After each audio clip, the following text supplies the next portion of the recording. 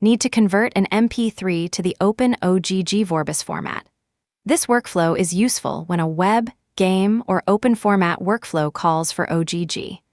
I will show the complete process, verify what the tool produces, and explain the one limitation that matters. Open MP3 to OGG Converter on AudioFetcher.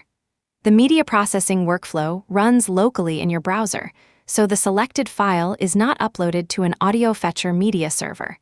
Keep the tab open until the result is ready. Choose a MP3. The page confirms the selected item before processing. For tools that accept several inputs, the order shown here is the order used in the result. The tool creates a standard Vorbis stream without an upload. Use settings that match the destination rather than selecting the largest number automatically. Then start the tool and wait for the local engine to finish. The completed workflow produces an OGG file ready for the target workflow. Download or inspect the result before closing the page. The automated AudioFetcher test suite also opens this output with FFprobe and verifies its expected stream properties. Use a lossless source when available because MP3 to OGG is lossy to lossy.